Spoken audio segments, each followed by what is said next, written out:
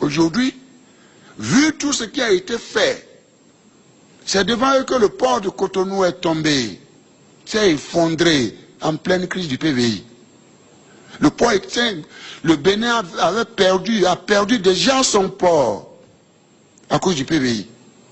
Ça s'est effondré totalement. Parce que ce monsieur veut, tel que c'est monté, ça a arrogé 400 milliards de francs CFA à lui seul. Dans un pays où 50% de la jeunesse n'a pas d'emploi. Mais je ne peux pas accepter cette responsabilité-là. Je n'ai pas d'amis.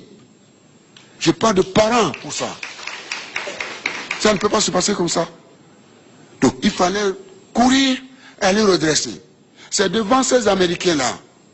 Ils sont revenus quelques mois après pour voir les performances lorsqu'on a commencé par prendre les prix à gauche, à droite. La réforme du guichet unique, tout ce que nous sommes en train de faire. Beaucoup reste à faire encore. Mais lorsque j'apprends que dans les 4 coins du pays, notre port allait prendre des prix, je dis bien. Donc le port est en train de renaître. À un moment donné, nous avons perdu 70% de notre trafic est parti au Nigeria, 47% au Togo, 52% au Ghana, à cause de cette histoire de PVI. Si on le maintenait, nous on devient quoi? Un pays qui veut jouer le rôle de transit. Un pôle émergent de distribution de services et autres. On ne peut pas laisser, mes chers jeunes, quel que soit le coût, même quel que soit le coût politique, il n'a qu'à ramasser tout le monde. Moi, je sais que vous êtes là, vous êtes mes boucliers. Vous êtes là. Et vous sortirez, je le sais bien, pour dire non, ce n'est pas possible. Je ne peux pas protéger. Qui s'est donné autant de moyens. Ouais, il y a, comment dirais-je, un document qui circule dans le monde entier.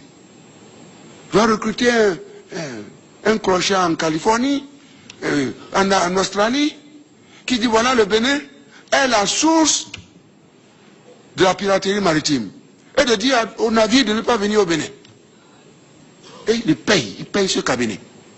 Qui prend le cabinet le plus cher des États-Unis, qui le paye avec votre argent. L'argent qu'il a volé des pauvres paysans, sous le soleil, sous la pluie, qu'il paye chèrement. Ce cabinet recrute les congressmen, recrute les sénateurs, pour dire de couper l'aide publique au développement au Bénin. Et ces gens de congrès, et ces sénateurs écrivent à, comment dirais-je, à Kerry, le numéro 2 américain, qui envoie des lettres, qui a fait des enquêtes, il dit c'est des histoires, classez-moi cette lettre. Mais c'est pas fini, il continue. Le combat continue. Mais c'est comment ça? Comment on peut vendre son pays de cette manière? Où est-ce qu'on va? Mes chers enfants, je vous en parle parce que je suis obligé. Mais nous pouvons nous relever.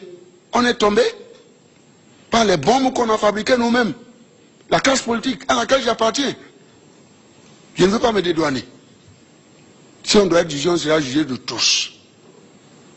Et devant vous, c'est vous qui serez nos juges. Parce que je vous dois la vérité, rien que la vérité. Et je le jure. Je le jure. Tout ce qui se passe, nous avons commis, ça il n'y a rien à faire.